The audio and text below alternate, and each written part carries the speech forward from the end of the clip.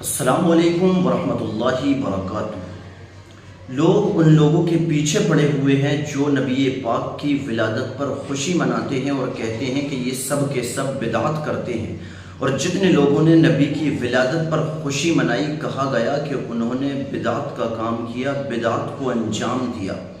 لیکن میرے دوستوں، میں آپ کے آج اس ڈاؤٹ کو کلیئر کرنے والا ہوں کہ ہم نے واقعی نبی کی ولادت پر خوشی منا کر بدعت کی، گناہ کیا، ہم کو ثواب نہیں ملے گا، کہ یہ دین کا حصہ نہیں ہے یا دین کا حصہ ہے۔ بہت سارے لوگ کہتے ہیں کہ تم اس کو دین کا حصہ سمجھ کر کے کرتے ہو۔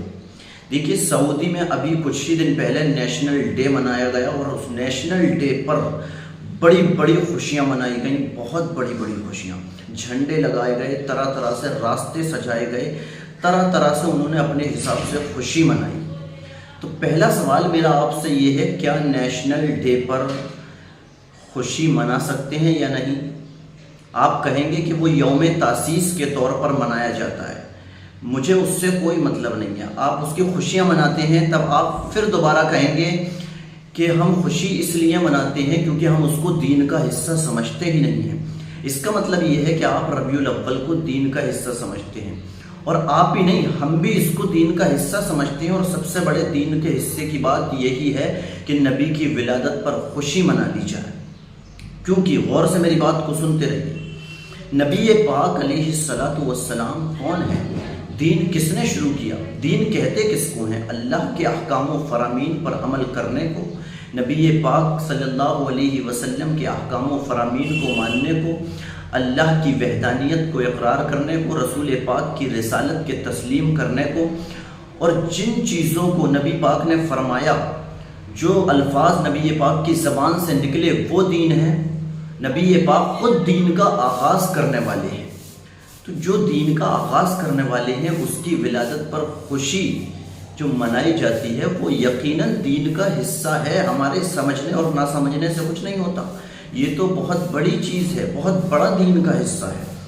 دوسری چیز، اللہ رب العزت ارشاد فرماتا ہے، حدیث قدسی ہے، لولاک لما خلقت الربوبیہ، کہ محبوب اگر آپ کو پیدا کرنا مقصود نہیں ہوتا تو میں اپنے رب ہونے کو بھی ظاہر نہیں کرتا، اپنی ربوبیت کا بھی اظہار نہیں کرتا۔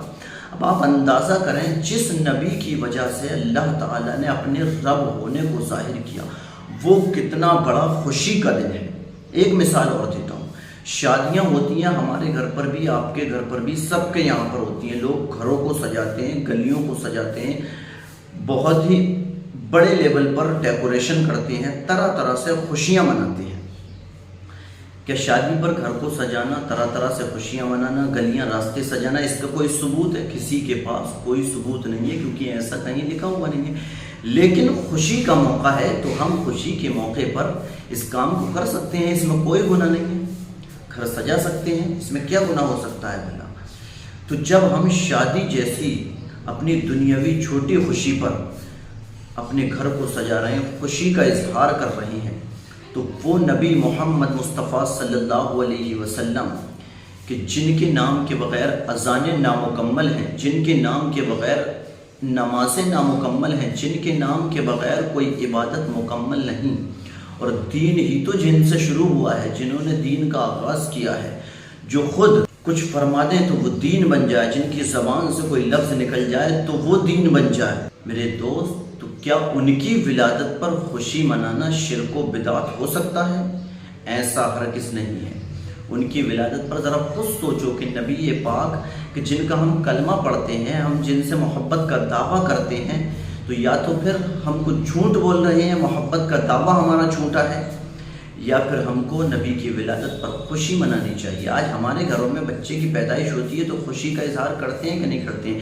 لیکن ہاں، یہ میں بھی کہتا ہوں کہ نبی کی ولادت میں جو ڈھول، ڈی جے، ساؤنڈ، اس طرح کی چیزیں بجائی جاتی ہیں، یہ یقیناً نبی پاک کی روح کو تکلیف دینے والی ہیں، اور یہ گناہ کا باعث بھی ہیں۔ لہٰذا ان چیزوں سے بچنا چاہیے۔ جو لوگ ڈانس وغیرہ کرتے ہیں، ہاتھوں کو اچھالتے ہیں، نبی کی ولادت کے جلوس میں جا کر کے ساؤنڈ والی چیزیں بجاتے ہیں، تو یہ نبی پاک کو تکلیف دیتے ہیں اور خود بھی گناہ کماتے ہیں، سمجھے؟